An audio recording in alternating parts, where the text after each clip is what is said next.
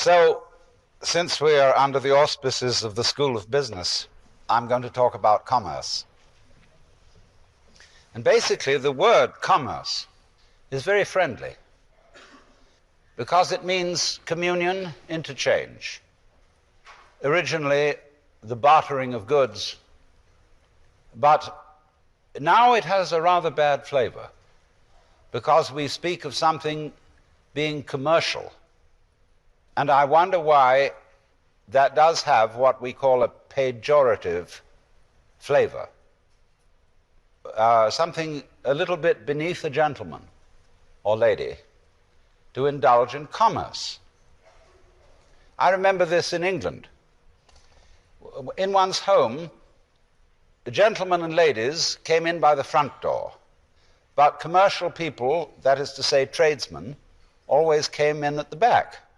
And there was a notice, tradesmen's entrance to all respectable houses. Why is it that there is something that is not quite respectable about commerce? And especially when anybody in the field of higher things, the arts, literature, the university, and above all religion, is accused of having somehow become untrue to himself by going commercial.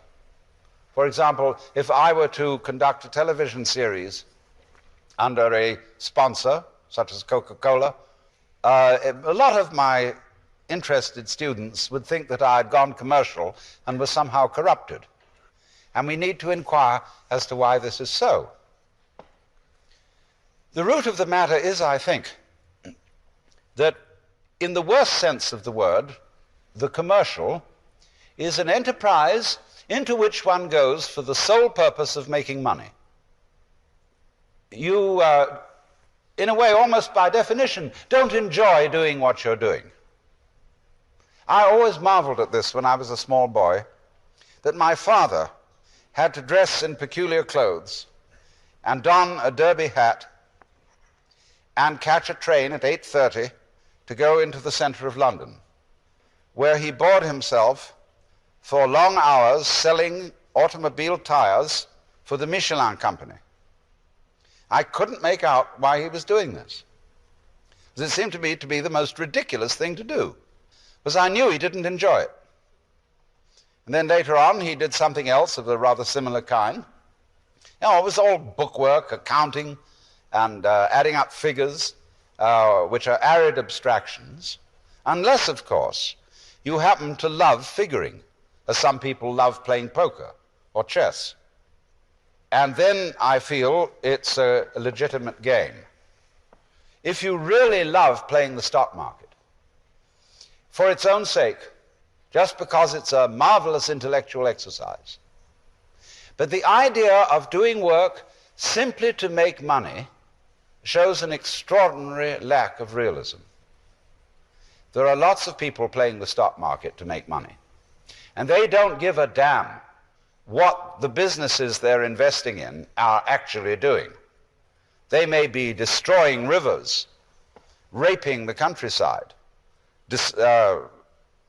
getting rid of whole tribes of whales, but they're in it for the money. And what is characteristic of people who are simply in it for the money is that when they get the money, they don't know what to do with it. That's what really bothers me. Some years ago, I married a lady who was chief of public relations for Mobil, the oil company. And after she met me, she left it.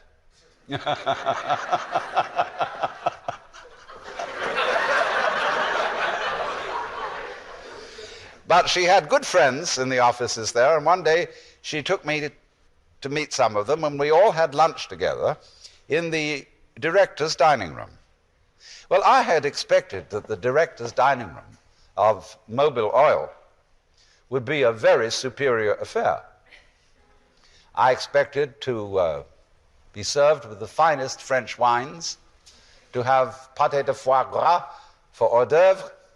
I expected to have truite au bleu as a first course, and